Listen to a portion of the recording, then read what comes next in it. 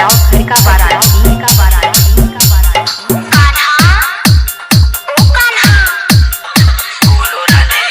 देर हो रही है, मुझे घर जाना है। नहीं राधे, आज तो रुकना पड़ेगा। हो जाएगी देर घर जाने में कन्हाई, हो जाएगी देर घर जाने में कन्हाई, हो जाएगी देर घर जाने में कन्हाई। मेरे छोड़ दे कलाई, कान्हा छोड़ दे कलाई। हट हट हट कान्हा छोड़ दे कलाई, मेरी छोड़ दे कलाई, कान्हा छोड़ दे कलाई। तेरे बिना मुरली बजाएगा ना गाना, तेरे बिना मुरली बजाएगा ना गाना, तेरे बिना मुरली बजाएगा ना गाना। मेरी जान हो राधा, मेरी जान हो राधा, मेरी जान हो राधा, मेरी जान हो राधा, मेरी जान हो राधा, मेरी जान हो राधा।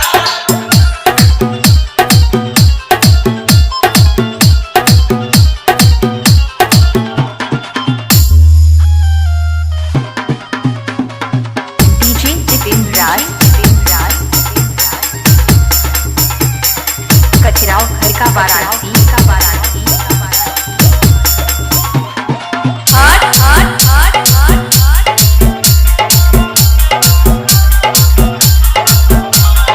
तेरे लिए गैया चरावन रोज आऊं, चरावन रोज आऊं, चरावन रोज आऊं।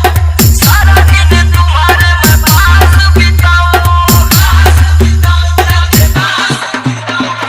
तेरे लिए गैया चरावन रोज आऊं, सारा दिन तुम्हारे मैं पास बिताऊं। करता हूँ प्यार तुम्हें मुरली से ज्यादा, करता हूँ प्यार तुम्हें मुरली से ज्यादा, करता हूँ प्यार तुम्हें मुरली से ज्यादा। मेरी जान हो राधा, मेरी जान हो राधा, हट हट हट मेरी जान हो राधा, मेरी जान हो राधा, मेरी जान हो राधा। डीजे जितेंद्र राज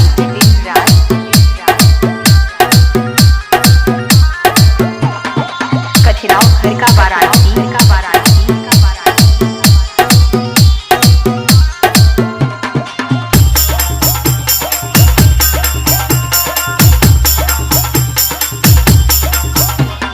कहते हैं सब मुझे गोकुला के ग्वाला, गोकुला के ग्वाला, राधा गोकुला के ग्वाला।